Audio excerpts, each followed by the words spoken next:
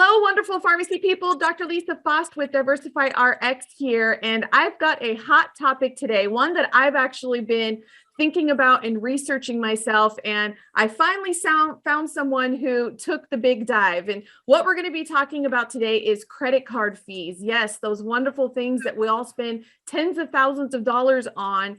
And frankly, in this day and age with inflation and reduced reimbursement rates, like, we can't afford to do that anymore. And so I have been asked a ton of times about using the credit card processors that where the patient or your customer actually pays the fee instead of you as the merchant. And so I have a wonderful pharmacy owner that did the dive, went in and did this in his pharmacy and is willing to share his experience. So Carter Musgraves is my guest today. And we're going to be talking about credit card fees and maybe how you might be able to implement this cost saving strategy into your pharmacy. So Carter, thank you so much for spending some time with today. Go ahead and tell us a little bit about your pharmacy, maybe your pharmacy ownership kind of experience and, kind of what led you to this point of making this decision. Yeah, Lisa, thank you very much. So I own a little pharmacy in Eden, Utah. I purchased the pharmacy about 9 months ago, but I previously managed and was the pharmacist in charge there for 8 years. And quickly after, purchasing the pharmacy and actually seeing those reimbursements, I thought, okay, there's got to be something I can fix here. And where my big background is in the retail location, even before the pharmacy world. My brother's the CEO of Fizz, a big soda shop here in the state of Utah. And it was actually him that came to me with the idea because they're rolling out, they have similar issues. They're having a big squeeze in cost in the food and beverage industry. And so he was the one that actually gave me the idea of, hey, we're going to a surcharge option. I wonder how that would fit in your pharmacy. And so what drove me to actually take the dive was I had a patient come in for brand name medication, and I was losing about $80 on that medication from the reimbursement end. And then they went and used their mileage card to pay the $650 fee. And so the only thing worse than losing once is losing twice. And that's what was happening on that transaction. So that was the literal thing that caused me to take the dive. And since doing that, it's been amazing. It's been 10 times easier than I thought it was going to be. I've had little to no pushback as far as that fee being added to the surcharge. And the reason that I felt so confident in it is looking at the numbers, I felt like my pharmacy was a perfect fit for it. One, because I have great relationships. Literally, I know every patient. I know them well. They know me well.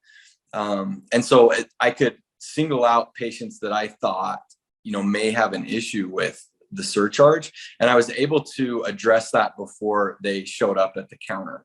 But I think what was important for my business is I needed a better option, especially with inflation going on, where we can't raise our prices like every other industry is doing.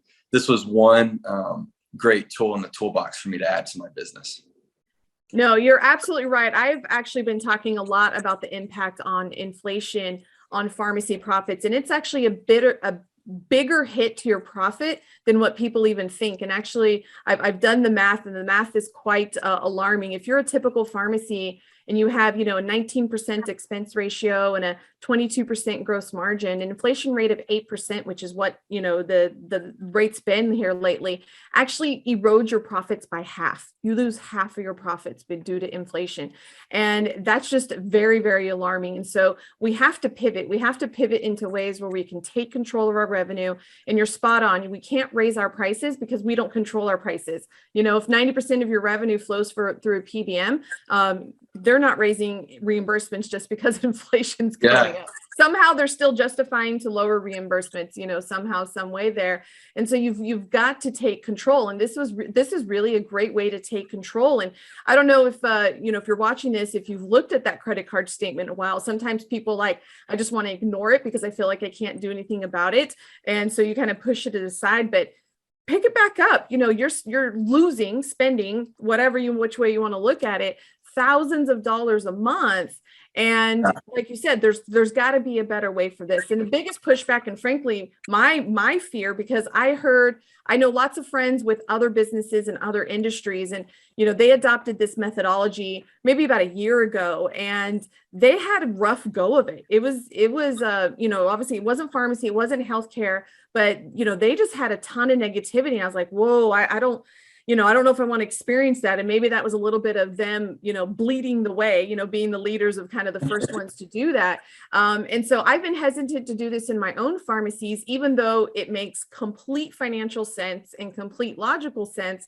There's still that scared part. And so I'm going to ask the question that I know everybody listening to is, what was the reaction from your patients? The good reactions, the bad reactions, how did you explain it to them? And I think you're spot on that you had that underlying relationship, which I think is indie pharmacies, we do. But what was it? Did you lose any patients? Did you get yelled at? Any of that kind of stuff? Yeah, great question. So it went, I pictured about 10 to 20 patients seriously having an issue with this, just based on how they've responded to other copays at the point of sale, and the amount of those copays. But what really changed the deal for me was the credit card processor I went with. It gives them the option. So it's not like they walk up and, hey, if you're going to use me as your pharmacist, you've got to pay this 3.5% credit card fee. But it's more of, hey, we have these options to pay with. You pick which option you pay with. And so, the terminal I use, you put in their amount, it shows them the price if they pay with a credit card, the price they pay with a debit card, and a price if they pay with a cash or check. And so I think that was probably one of the biggest goals or keys to success in this setup, was letting the patient have the option. And so really what it was is I ended up having about 5 to 6 patients who did say something about the surcharge. But it was so simple for me to tell them, oh, well, this is one thing that we're doing in the pharmacy so that we can continue to provide excellent care for our patients. And these are other options you can choose to pay with, where you don't pay that credit card fee. And so I think that's what really eased our patients into this, is they have the option. And so people that come up and that really bothers them, they have the debit option, they have the cash, they have the check option.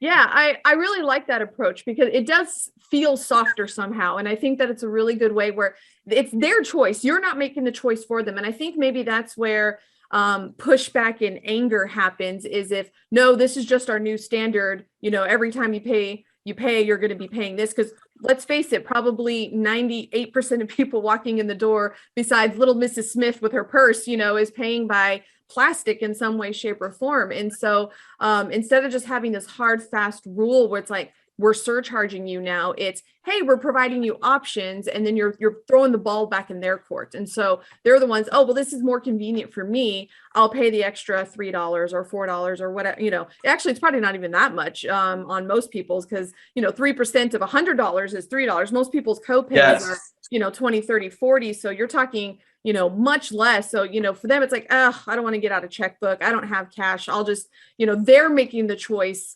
to pay that. So it does feel softer. So how have you, did you train your employees? Did you tackle those conversations? How did that workflow change? And you talked about getting a terminal, did you have to integrate it with your POS system, or just what was that whole logistics of like rolling out the program? Yeah, that's a great question, because that was kind of the bottom line for me of holding off on doing this change, is because, what if it doesn't integrate with my point of sale? How will it interrupt our workflow process?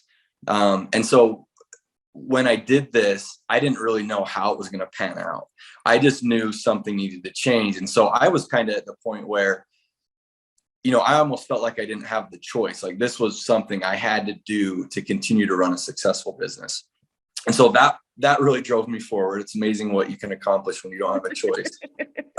But how it ended up working is there's a few different options you can go with. The one I went with was to bypass my point of sale. So I use Empros point of sale, and it was such a simple fix. So what happens is we scan the prescription through the point of sale. because that's what releases and that's what captures the signature and reports to the controlled substance database. So we still do everything there, but instead of hitting on the terminal credit card payment to then run through the point of sale credit card, we had them add, we call it a hot button, but you can basically add any sort of button you want to our point of sale. So let's say we sell Sudafed frequently, we can add a Sudafed button.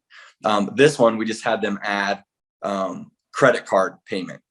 And then, so they just added that button. So when people pay with credit card, we push that new hot button that runs it through my till in a new category. So similar to cash, if you paid with cash or check. So now it just creates a third category of payment. And in our pharmacy, we know that's the only credit card option we have.